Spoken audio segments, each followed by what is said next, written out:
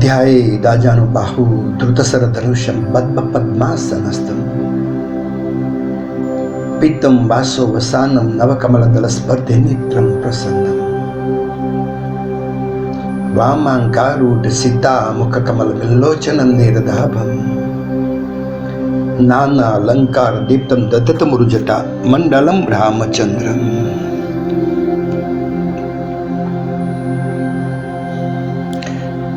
सुप्रभातम।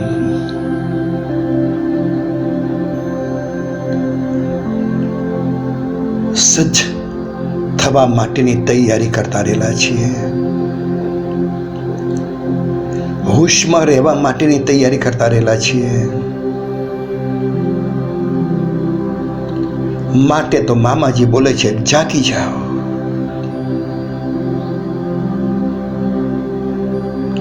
તમને એમ થાય કે તમે તો જાગેલા જ છો, તમારી આંખો ખુલ્લી છે। મામાજીને તમે સાંભળી શકો છો, કલ્પના કરીને જોઈ શકો છો, તમારા શરીરને તમે જોઈ શકો છો। આ તમારી જાગૃત અવસ્થા નથી।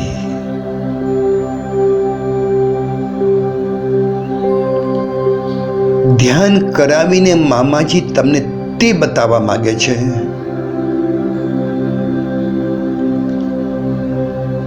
કે તમે બેહોશીમાં છો।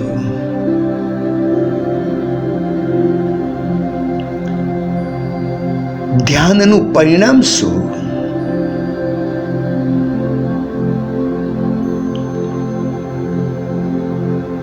તુર્ય અવસ્થા પ્રાપ્ત કરવી તે ધ્યાનની પરમોચ્ચ સ્થિતિ છે। તેટલા માટે જ આ મહેનત છે।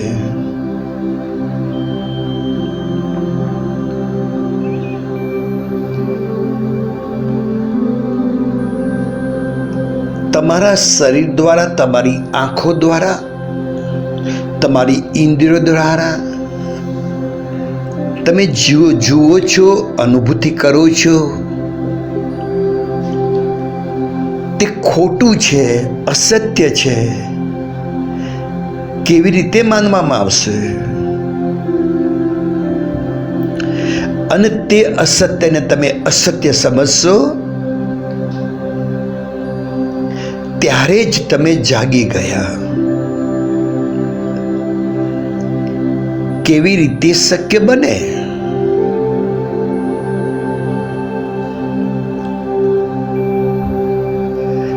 તમારી નજર સામે દેખાવાનું છે।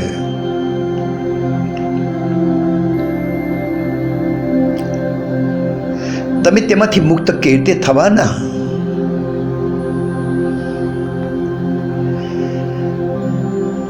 તમારા વિચારોનું મંથન કરવું પડશે।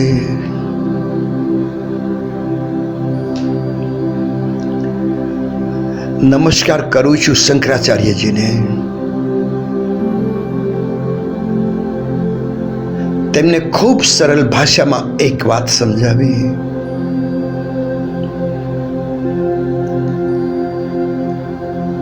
જગત માયા છે।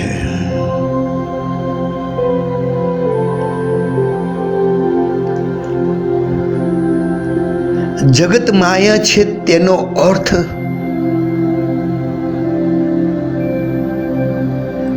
તેવું નહીં કે તેને ફેંકી દેવાનું છે। શરીરને ભૂખ લાગી તે વખતે તમે રેતી, કાંકરા, પથ્થર તે ખાવાના નથી। ખાવા માટે તો ભોજનનો જ ઉપયોગ કરવાનો છે। શંકરાચાર્યજીનો સંદેશો સંન્યાસી માટે છે। સતત ધ્યાનમાં રહે કે આ માયા છે। તમે જે કંઈ જુઓ છો માયા છે, જે કંઈ સ્પર્શ કરો છો માયા છે।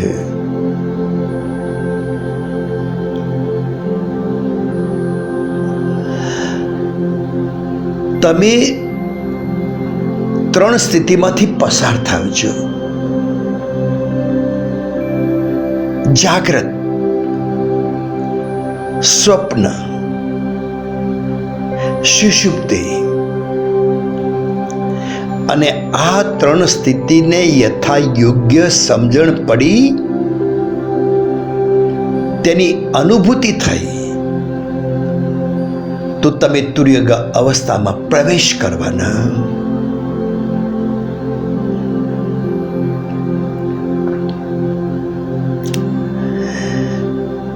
જાગ્રત અવસ્થામાં તમારી નજર સામે જે દેખાય છે તે પરિણામ સ્વરૂપ છે, અને છતાંય તે માયા છે. સતત તમારી નજર સામે તે વાતો રહે, તેની નિરર્થકતા તમારા ધ્યાનમાં આવે.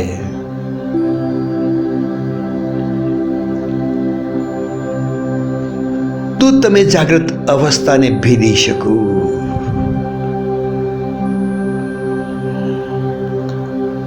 સ્વપ્ન સુષુપ્તિને તો તમે પછીથી આગળ સ્પર્શ કરશો, પરંતુ શરૂઆતમાં તો જાગ્રત અવસ્થામાંથી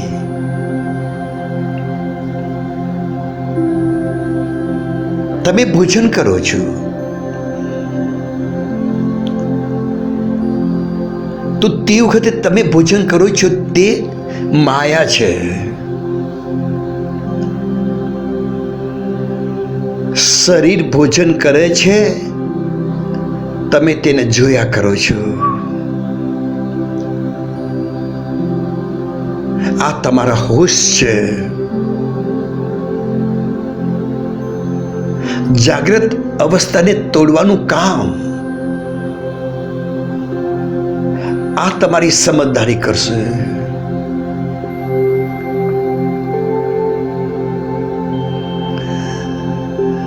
તમારા ઘેર શરીર સંબંધથી તમને વધારે પ્રિય વ્યક્તિનું આગમન થયું, તમે ખૂબ આનંદિત થયા.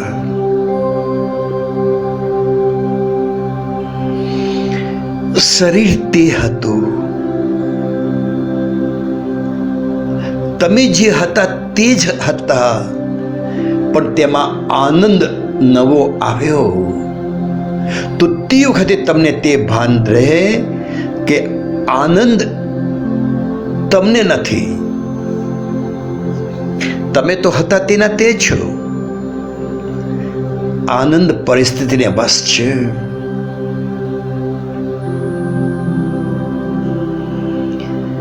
શરીર છે, કોઈએ અપમાન કર્યું, ગુસ્સો આવ્યો, તે વખતે પણ તમને જો સજાગતા હોય તો ખબર રહે કે તમે તો તેના તે છો. ગુસ્સો આવ્યો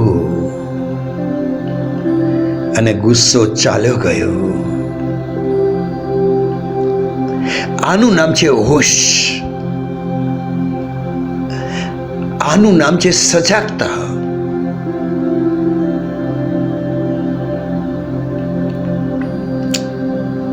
તમે જે કંઈ પ્રવૃત્તિ કરો છો તે કરો, પણ તે તમે કરો છો તે અઠાવી દો. શરીર તે કરે છે તેનો સ્વીકાર કરો, તો અંદર તમે અકબંધ રહી ગયા. તેની સાથે તમે વહેતા નહીં થયા. મામાજીએ ભૂતકાળમાં તમને અનેક વખત કહ્યું છે કે જે કંઈ બને છે તેની સાથે તમે સંમેલિત ન થાઓ. તમે એક સાક્ષી ભાવમાં રહો છો. ભોજન કરો ત્યારે ભોજન કરનાર કોઈ અલગ છે અને તેને જોનાર કોઈ અલગ છે. આનું નામ છે સાક્ષી ભાવ.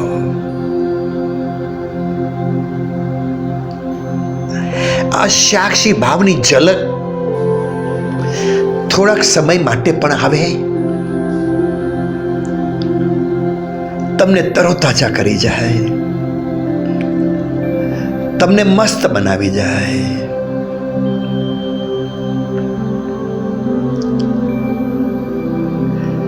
અને સતત તમારી હોશમાં રહેવાની આ પ્રક્રિયા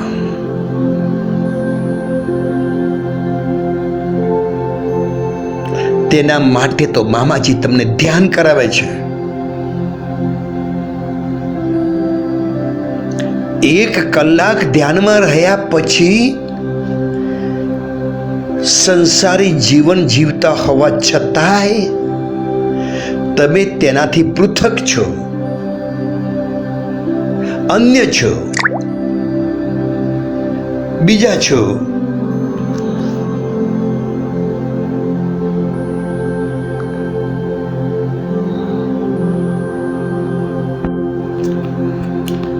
સાક્ષી ભાવ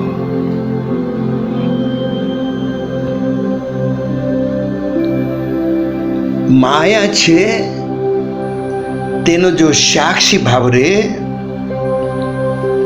તો એક ઝબકારો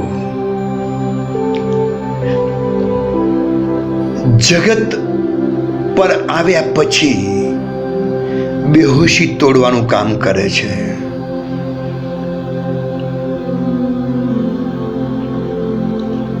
માટે તો મામાજી ધ્યાન દ્વારા તમને જાગ્રત સ્વપ્ન અને સુષુપ્તિમાંથી મુક્ત કરાવીને તુર્યગાવસ્થામાં લઈ જવા માંગે છે. કઠણ છે, કારણ કે નજરે દેખાતી વસ્તુ નાશવંત છે કેવી રીતે માની શકાય? કારણ કે તેના અનુભવો પણ થાય છે શરીરને. છતાંય જુઓ, બાળપણ અવસ્થામાં તમે જે હતા, યુવાવસ્થામાં તે જ છો. પરિવર્તન શરીરમાં બદલ, નજરમાં બદલ, એટલા માટે તે નાશવંત છે. 50 વર્ષની ઉંમરમાં પણ બદલ અને વૃદ્ધાવસ્થામાં પણ તેમાં બદલ. પણ અંદર તમે જે છો તે શાશ્વત છો, તેમાં કોઈ બદલ નથી. અને આ ક્ષણિક માટે પણ તમારા મગજમાં દ્રઢ થઈ જાય તો કૃષ્ણ, મહાવીર, બુદ્ધના રસ્તે તમે ચાલવા લાગો.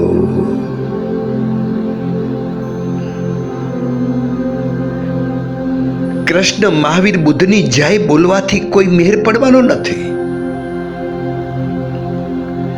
તેમની જે સ્થિતિ હતી તે સ્થિતિ આત્મસાત કરવાની છે.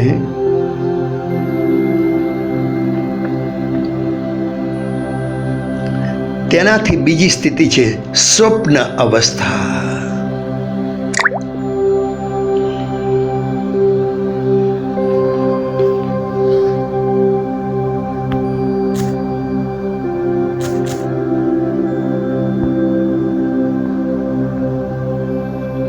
સ્વપ્ન અવસ્થા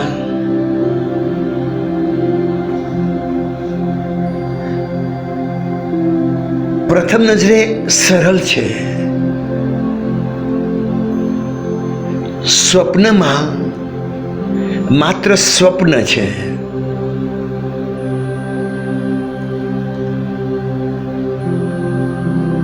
તેમાં શરીરને અનુભૂતિ નથી, પણ માદી લીધેલી અનુભૂતિ છે. અને જ્યારે સ્વપ્ન તૂટે ત્યારે તમને ખ્યાલ આવે કે બધું નાશવંત છે. પરંતુ સ્વપ્ન તૂટ્યા પછી આંખ ખુલી જાય ત્યારે તમે જાગ્રત અવસ્થામાં આવી જાઓ છો, આ જગતની અંદર આવી જાઓ છો. સ્વપ્ન અવસ્થામાં સ્વપ્ન તૂટ્યા પછી પણ આંખ બંધ રાખીને તમે જોતા રહો કે હું જોનાર કોઈક જુદો છું. સ્વપ્નની અનુભૂતિ મારું શરીર કરે છે.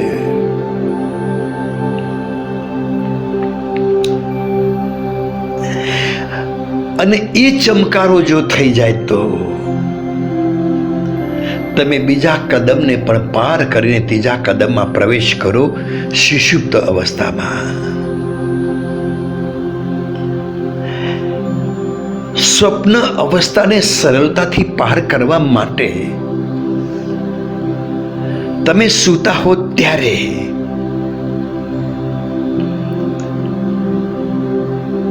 નક્કી કરો આ સ્વપ્ન છે. હું જે પથારીમાં સૂવું છું તે સ્વપ્ન છે. પથારીમાં બે તત્વ સૂતા છે. એક મૃત તત્વ છે અને એક સત્વ તત્વ છે.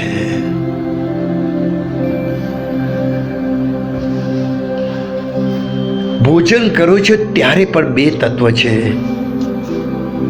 એક મૃત તત્વ છે અને એક અમૃત તત્વ છે.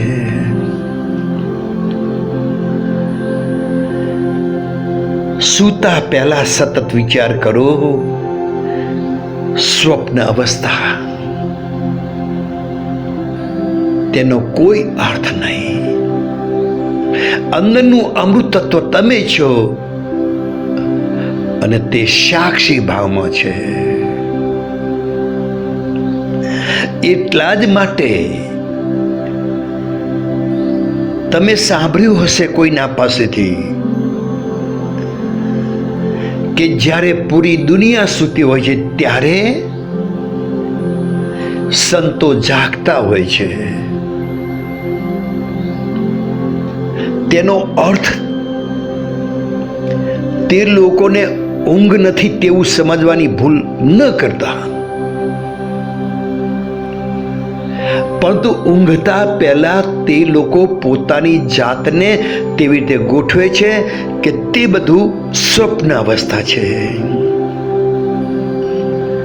સ્વપ્ન છે, સ્વપ્ન છે, તે સત્ય ન હોઈ શકે. અને તેના લઈને તે જાગતા હોય છે. આંખો ખુલ્લી રાખીને જાગવાની વાત નથી, પણ તે જાગી ગયા છે, સાક્ષી ભાવમાં છે. ભૂલે ચૂકે આંખો ખુલ્લી રાખીને રાત પસાર કરવાનું કામ ન કરતા,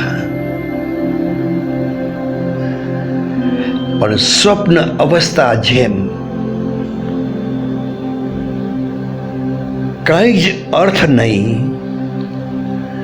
તે ચમકારો તમારા સાક્ષી ભાવમાં આવી જાય તો જાગ્રત અવસ્થાની સ્થિતિમાં પણ તમને સરળતા સાથે સાક્ષી ભાવમાં આવી શકો છો.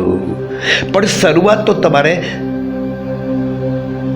જગતમાં હરતા ફરતા જાગ્રત અવસ્થામાં જ કરવાનો છે. તો સ્વપ્ન અવસ્થાને પણ તમે સાક્ષી ભાવમાં રહીને તેને નાશવંત, અર્થહીન સમજી શકવાના છો. જે દેખનાર હતો માત્ર તે જ સત્ય છે. સ્વપ્ન જુઠ્ઠું છે. તેને જોનાર જે હતો તે સત્ય છે. તે તમે છો, એક પરમ ચૈતન્ય છો.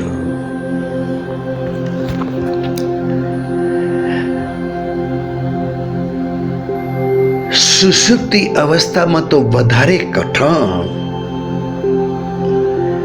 તમે સીધા સુષુપ્તિ અવસ્થામાં હોશમાં નથી રહી શકવાના, કારણ કે તે ગાઢ નિદ્રા છે. તમે તેને અસત્ય કઈ રીતે કહી શકવાના?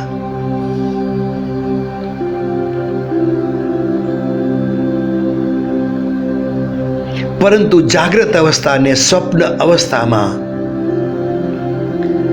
તમે સાક્ષી ભાવમાં આવ્યા તો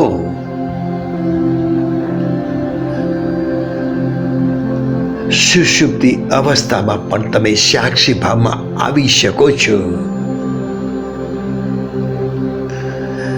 જગત નથી, તમે નથી, અને છતાંય તમે સાક્ષી ભાવમાં રહી શકો છો.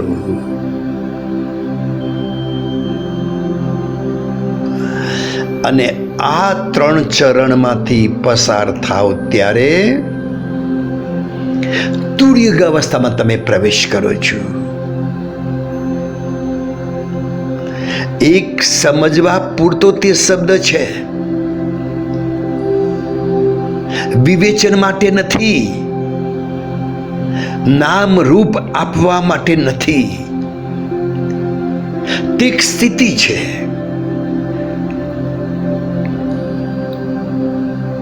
ત્રણે 3 અવસ્થામાં તમે તમને પૃથક પૃથક સમજશો તો તમે 4થા ચરણમાં પ્રવેશ કરશો, તુર્યગા અવસ્થા.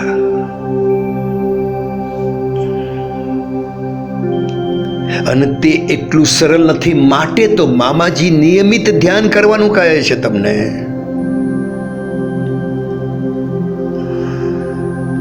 સંસારિક જગતમાં જે અનુભૂતિ થાય છે તેના કરતા તમે પૃથક છો.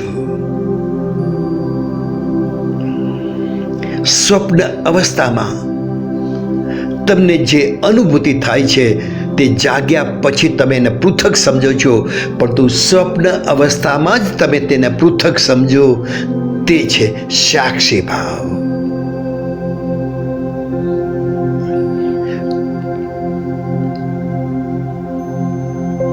સુષુપ્તિ અવસ્થામાં તો 100% બેહોશી છે. તેમાં જગત નથી, તમે પણ તેમાં નથી, અને છતાંય તમારો સંકલ્પ તેને પૃથક રાખે,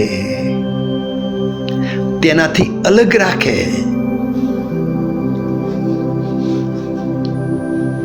તો તમે તુર્યગા અવસ્થાની સ્થિતિમાં સરળતા સાથે પ્રવેશ કરી શકો છો.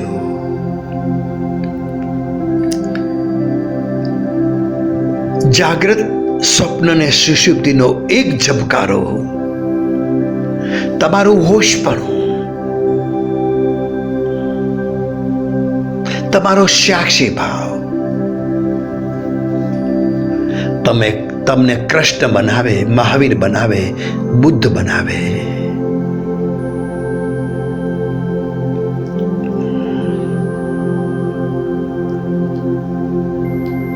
તુર્યગા અવસ્થા આવ્યા પછી કૃષ્ણમાં ને તમારામાં કોઈ ભેદ નથી. કારણ કે કૃષ્ણ એક સ્થિતિ છે, બુદ્ધ એક સ્થિતિ છે, મહાવીર એક સ્થિતિ છે. તે સ્થિતિ તમે પ્રાપ્ત કરી શકો છો. તેટલા જ માટે મામાજી તમને સજગતા સાથે ધ્યાન કરાવવાની વાત કરે છે. અને તમે જ્યારે એકલા ધ્યાન કરો છો ત્યારે તેનું પરિણામ ચોક્કસ આવે. પણ એક જ સમયે અનેક લોકો ધ્યાન કરતા હોય તો તેનું પરિણામ અનેક ગણું થઈ જાય છે. એક બાજુમાં એક મૂકવાથી 2 થાય, તે તમારું ગણિત છે. પણ એકને બાજુમાં 1 મૂકીએ તો 11 થાય. અનેક લોકો એક જ સમયે એક જ સાથે ધ્યાન કરે તો અનેક ગણું બળ તમે પ્રાપ્ત કરી શકો છો. તમારી સજાગતા તમે વધારી શકો છો. અને આ સજાગતા તમને સાક્ષી ભાવમાં લઈ જાય. જાગ્રત અવસ્થા, સ્વપ્ન અવસ્થા, સુષુપ્ત અવસ્થાને ભેદીને તમે તુર્યગામાં પ્રવેશ કરો.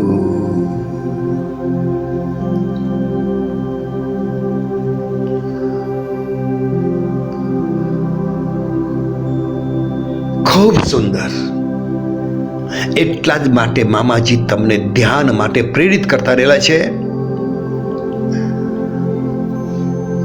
મામાજીને શું જોઈએ?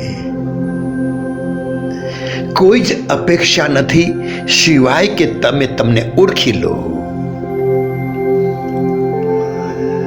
તમને પહેચાની લો.